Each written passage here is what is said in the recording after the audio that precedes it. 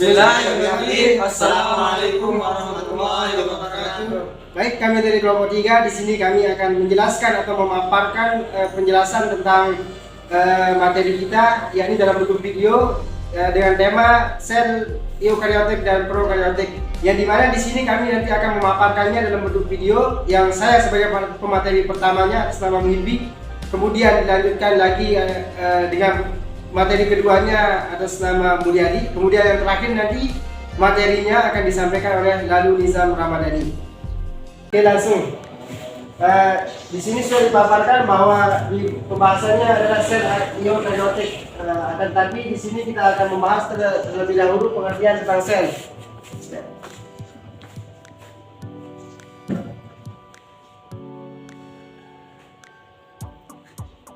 Sel berasal dari bahasa Latin, yakni artinya keluwe, yang berarti kamar kecil, yang dapat didefinisikan bahwasanya sel itu adalah unit terkecil di dalam kehidupan manusia.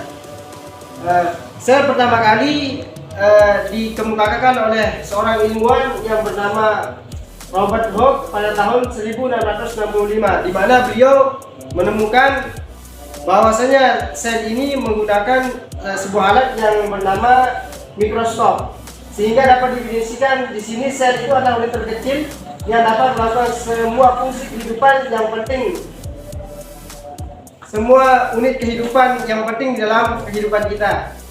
Kemudian di sini kita akan membahas langsung materi kita, yakni sel eukaryotik dan contohnya.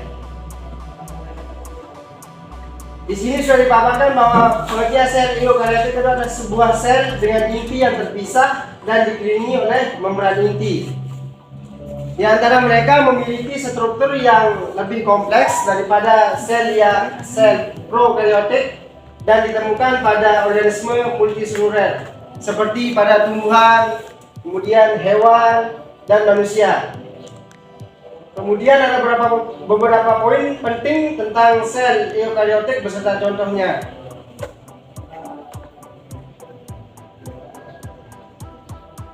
Pertama, poin pentingnya yang pertama di sini adalah membran sel. Membran sel ini terdiri dari suatu lapisan pada fosfolipid yang memisahkan isi sel dari lingkungan eksternal. Contohnya membran plasma pada sel manusia.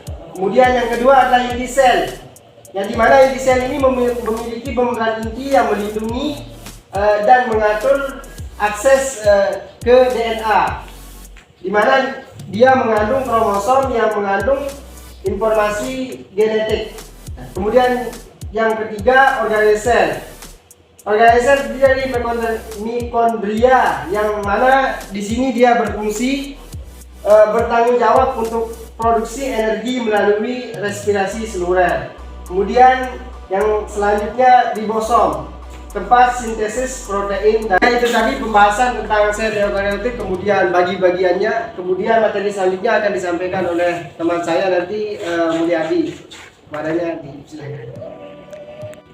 Baiklah, jadi saya akan melanjutkan materi selanjutnya, yaitu tentang organel sel eukaryotik. Jadi dalam sel itu ada beberapa item-item atau organel-organel yang dimana semua itu mempunyai fungsi dari fungsinya masing-masing gitu. Jadi yang pertama ada inti sel, yaitu fungsinya itu menyimpan materi genetik dalam bentuk DNA, mengatur aktivitas sel melalui transkripsi dan agregasi DNA. Bagaimana kita tahu, soalnya inti sel itu berfungsi seperti ini. Terusnya di sini ada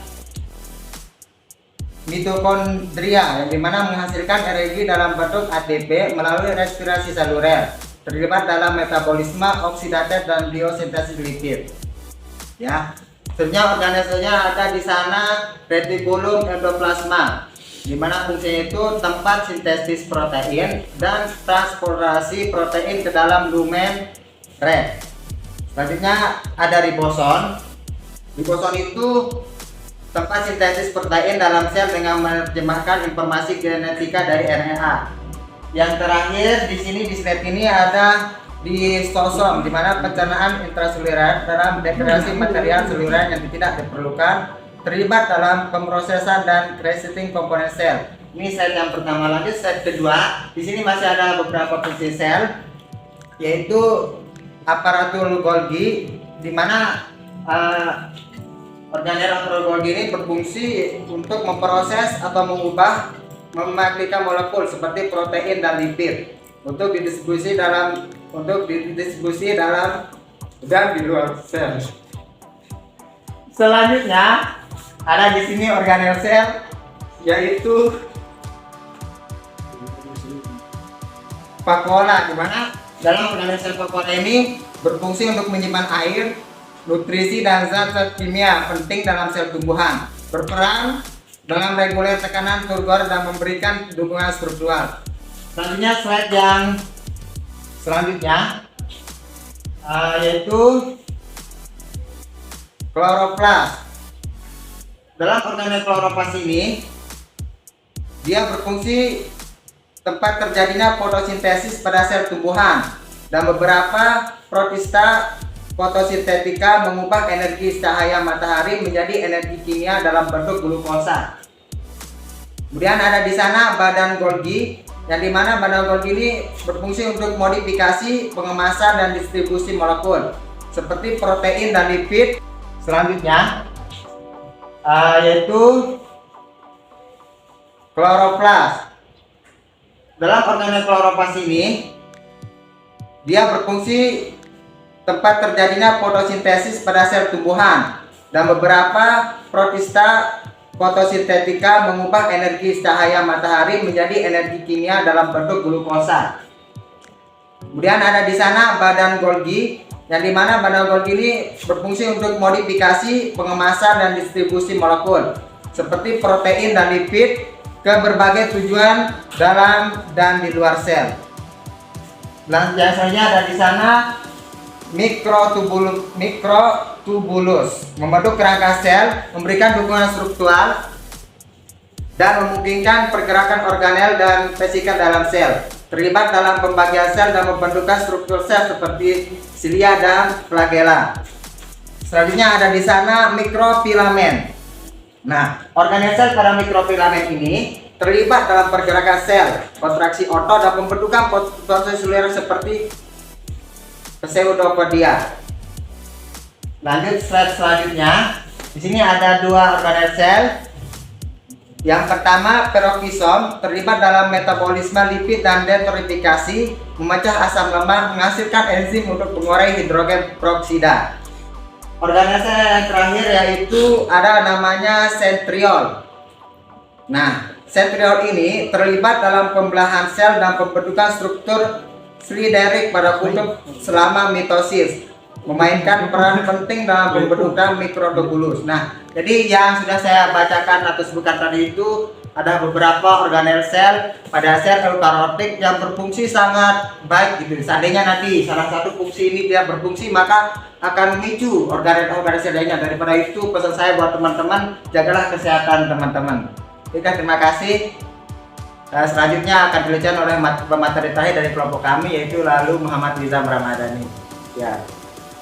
Baik, di sini saya akan menjelaskan perbandingan struktur dan fungsi dari sel eukariotik dan prokariotik. Pertama-tama kita akan perbandingan strukturnya dulu, yaitu di sel prokariotik itu memiliki reproduksi yang cepat melalui pembelahan biner. Terus sedangkan sel eukariotik itu memiliki reproduksi melalui mitosis atau pembelahan sel somatik dan meiosis atau pembelahan sel reproduksi. Terus yang kedua, sel prokariotik itu umumnya lebih kecil dan memiliki struktur sederhana, sedangkan sel eukariotik itu biasanya lebih besar dan memiliki struktur yang lebih kompleks. Terus yang ketiga, sel prokariotik itu strukturnya itu tidak memiliki kompartemen internal yang terpisah oleh membran sehingga semua reaksi kimia terjadi pada sitoplasma. Sedangkan di sel eukariotik itu memiliki kompartemen internal yang terpisah oleh membran yang memungkinkan spesialisasinya fungsi dalam berbagai organel.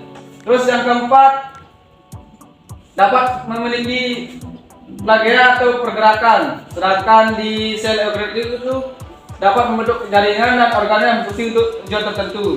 Dan terus di sel eukariotik itu dapat melakukan endositosis dan ekositosis melalui membran sel.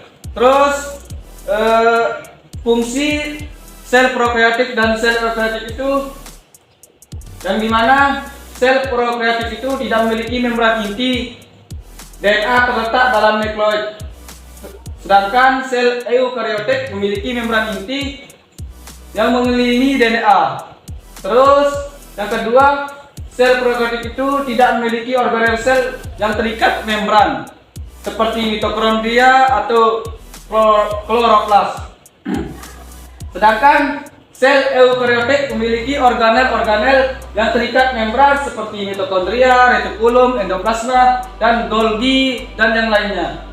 Terus yang ketiga, sel prokariotik terdiri dari selubung sel yang terdiri dari membran plasma, dinding sel pada bakteri, dan kadang-kadang kapsul. Terus di mana sel eukariotik itu terdiri dari membran plasma yang mengelilingi sel dan mungkin memiliki dinding sel tambahan pada beberapa jenis sel. Mungkin itu saja dari struktur dan fungsi sel eukariotik dan prokariotik. Sekian dan terima kasih.